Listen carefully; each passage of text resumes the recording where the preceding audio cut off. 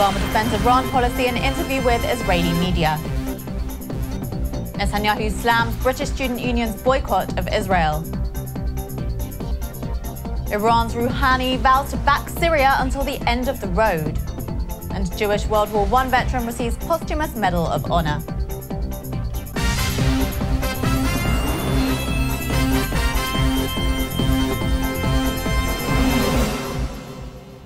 Shalom and welcome to the Jerusalem Post News. Here are the top stories for June 3rd. US President Barack Obama defended his policy on Iran during an interview with Keshet TV's Uvda, aired on Tuesday night. Obama also criticized Prime Minister Benjamin Netanyahu's approach to peace with the Palestinians, referring to his pre-election comments that there wouldn't be a Palestinian state under his watch. The danger here is that Israel as a whole loses credibility. Already, the international community does not believe that Israel is serious about a two-state solution. The statement the Prime Minister made compounded that belief that there's not a commitment there. We have imposed the most effective sanctions on Iran. At the time, people were skeptical. They said, oh, sanctions aren't going to work. Then we were able to force Iran to the negotiating table because of the effectiveness of the sanctions. And I said that in exchange for some modest relief in sanctions,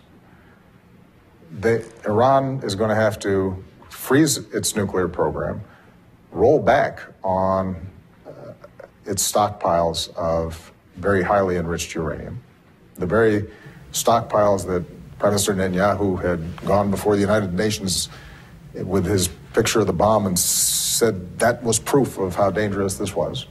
All that stockpile is gone. In a meeting with Canadian Foreign Minister Rob Nicholson today, Netanyahu responded to the British National Union of Students' vote to boycott Israel. The motion passed on Tuesday by a vote of 19 to 14, with one abstention, to boycott Israel and affiliate with the boycott, divestment and sanctions movement. Israel has an exemplary democracy. We have academic freedom, press freedom, human rights. ISIS tramples human rights to the dust. It burns people alive in cages, and the national student groups in Britain refuse to boycott ISIS and have boycotted Israel. It tells you everything you want to know about the BDS movement.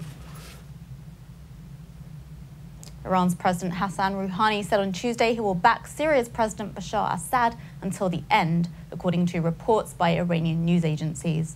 Syria's military is currently under some of the toughest pressure it has faced in the 4-year conflict. Rouhani was quoted by state news agency IRNA as saying that the Iranian nation will remain at the side of the Syrian government until the end of the road, in a meeting with Syria's parliament speaker Mohammed al-Laham in Tehran.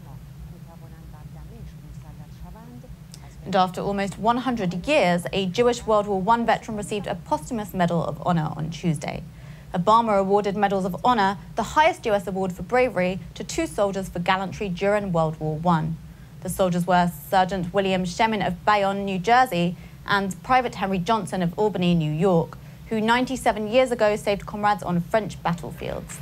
Shemin, a Jewish soldier, repeatedly exposed himself to heavy fire to rescue wounded soldiers in August 1918.